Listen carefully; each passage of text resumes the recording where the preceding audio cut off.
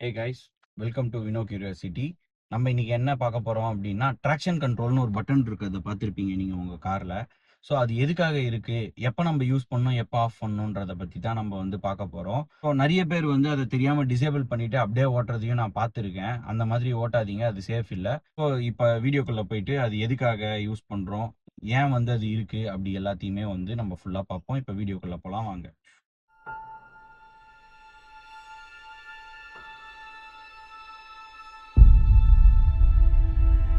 So இப்போ நம்ம கிரெட்டால பார்த்தீங்க அப்படின்னா நம்மளுக்கு வந்து இந்த இடத்துல வந்து கொடுத்துருக்காங்க ஆஃப் ஆன்னு சொல்ற மாதிரி.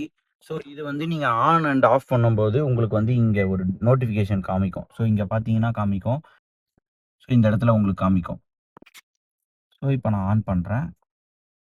இது டிஃபால்ட்டாக வந்து உங்களுக்கு எப்பயுமே வந்து ஆனில் இருக்க மாதிரி தான் செட் பண்ணியிருப்பாங்க.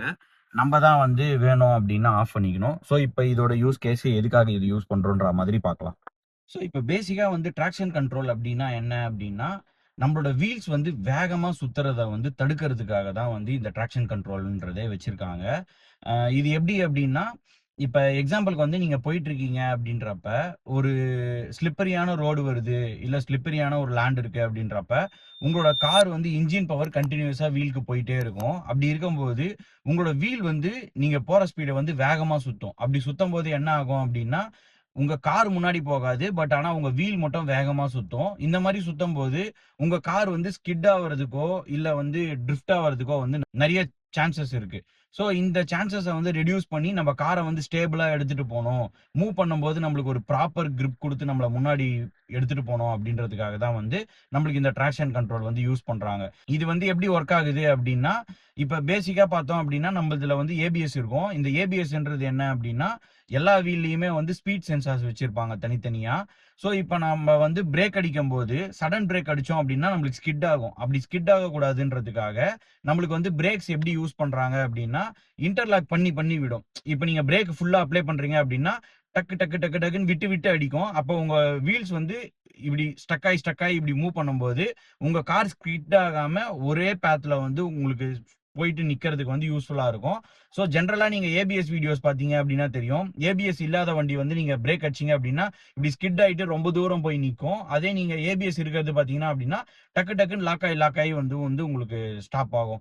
இது வந்து எப்போ எனக்கு ஃபீல் ஆகும் நல்லா அப்படின்னா, நம்ம ஆடாஸ் வந்து கொல்யூஷன் அலர்ட்ல வந்து நம்ம அடிக்கிறதுக்கு முன்னாடி அது வந்து சம்டைம்ஸ் பிரேக் அடிச்சிருக்கு. அந்த மாதிரி அடிக்கும்போது நம்மளுக்கு அந்த இது வந்து ஒரு 3-4 இன்டர்லாக்கிங்ல வந்து டக்கு டக்கு டக்கு டக்குன்னு பிரேக் அடிச்சு போய் நிக்கிறது வந்து நம்மளுக்கு ஃபீல் ஆகும். நம்ம ஜர்க்குமே இப்படி இப்படி ஆகிற மாதிரி ஒரு ஃபீல் இருக்கும்.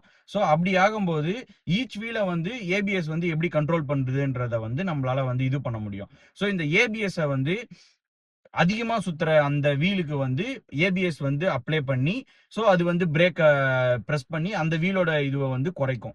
இன்னொன்னும் பண்ணும். அது என்ன அப்படின்னா, நம்ம இன்ஜின்ல இருந்து நம்மளுக்கு வீல் கிடைக்கிற அந்த பவர வந்து இன்ஜின் பவர வந்து ரெடியூஸ் பண்ணும். ரெடியூஸ் பண்றது மூலமா நம்மளுக்கு வந்து டயர் சுத்துறதுமே வந்து நம்மளுக்கு வந்து ஸ்டாப் ஆகும். ஸோ இந்த 2 காம்பினேஷன்ல தான் வந்து இந்த ட்ராக்ஷன் கண்ட்ரோலே நம்மளுக்கு ஒர்க் ஆகுது.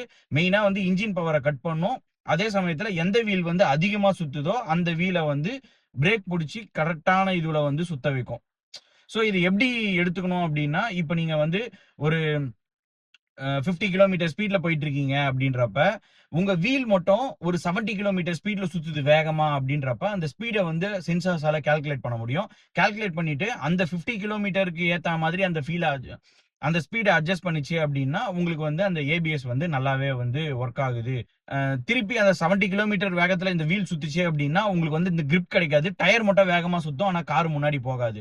அந்த மாதிரி இருக்கும்போது உங்களுக்கு என்ன ஆகும் அப்படின்னா, உங்களுக்கு வந்து கரெக்டான இன்ஜின் பவர ரெடியூஸ் பண்ணி ஏபிஎஸ் அப்ளை பண்றதுனால, உங்களுக்கு வந்து அந்த வீல் வந்து அந்த 50 கிலோமீட்டர் ஸ்பீடுக்கு சுத்தும்போது உங்களுக்கு நல்ல கிரிப் கிடைக்கும்.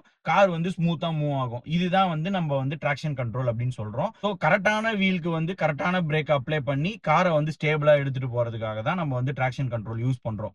இது வந்து மோஸ்ட்லி நீங்க எங்க ஃபீல் பண்ணிருப்பீங்க அப்படின்னா, கார் வந்து நின்னுட்டு இருக்கும்.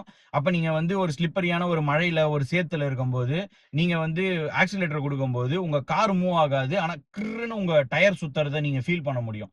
அந்த மாதிரி ஃபீல் பண்ணும்போது என் மனசு லைட்டா வலிக்கும், டயர் தேயுது அப்படின்னு சொல்லிட்டு.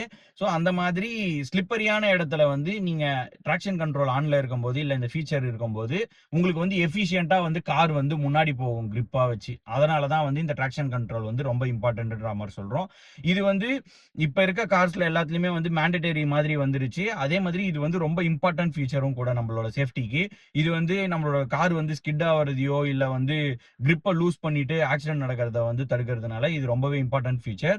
மோஸ்ட்லி எவ்ரிடே யூசேஜ்ல வந்து இத கண்டிப்பா ஆஃபே பண்ணக்கூடாது. எப்பயுமே வந்து இது ஆன்ல தான் இருக்கணும். சில அக்கேஷன்ஸ்ல வந்து நம்ம வந்து இத ஆஃப் பண்ணணும். அது எந்தெந்த இடத்துல அப்டின்னா, ஸ்னோல இல்லனா வந்து மட்ல வந்து ரொம்ப ஆழமா இருக்கிற இடத்துல நீங்க மாட்டிக்கிட்டீங்க அப்டின்றப்ப, நீங்க ட்ராக்ஷன் கண்ட்ரோல் இருக்கும்போது, அது வந்து உங்களுக்கு வேகமா டயர் சுத்துறத வந்து பிரிவென்ட் பண்றதுனால, உங்களால வந்து முன்னாடி முடியாது.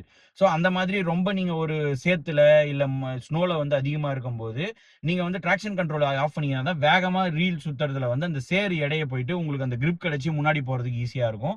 அந்த மாரி டைம்ல நீங்க ஆஃப் பண்ணணும். இன்னொன்னு வந்து பெர்ஃபார்மன்ஸ் ஓரியன்டடா வந்து சில பேர் ஓட்டுவாங்க. கார்னரிங்ல வந்து ஷார்ப்பா வந்து திருப்புவாங்க. ட்ரிஃப்ட் பண்ற மாதிரி அவங்க ஒரு ஏரியால வந்து ட்ரிஃப்ட் பண்ண நினைக்கிறாங்க. இல்ல வந்து ஷார்ப்பா வந்து போய் திரும்பறதுக்கு இது பண்றாங்க அப்படின்றப்ப, அவங்க வந்து இந்த ட்ராக்ஷன் கண்ட்ரோல யூஸ் பண்ணுவாங்க. பட் ஆனா ஜெனரலா நீங்க ஓட்டுற டிரைவரா இருந்தீங்க அப்படின்னா, நீங்க வந்து என்ன பொறுத்தவரைக்கும் 99% வந்து ட்ராக்ஷன் கண்ட்ரோல் வந்து ஆன்லயே வச்சு ஓட்டுங்க. அதுதான் உங்களுக்கும் சேஃப். ஆப்போசிட்ல இருக்கவங்களுக்குமே சேஃப். தயவு செஞ்சு எப்பயுமே கார் ஓட்டும்போது சீட் பெல்ட் போடுங்க. மத்தவங்களையுமே வந்து போட சொல்லி இது பண்ணுங்க.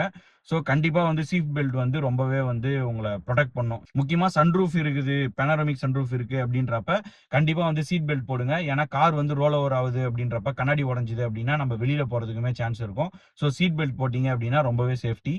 ஸோ இவ்வளவுதான் இந்த வீடியோ புரிஞ்சிருக்கும்னு நினைக்கிறேன். ஸோ நெக்ஸ்ட் டைம் அந்த ட்ராக்ஷன் பட்டன் பார்த்தீங்க அப்படின்னா, நம்ம கார் வந்து நம்மள சேஃபா பார்த்துக்கிறதுக்காக அந்த ஃபீச்சர் இருக்குன்னு சொல்லிட்டு ஃபீல் பண்ணுங்க.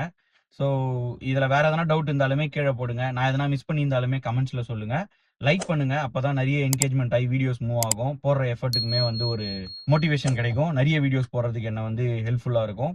நெக்ஸ்ட் வீடியோல பார்ப்போம். சப்ஸ்கிரைப் பண்ணுங்க. Thank you. Bye bye. See you.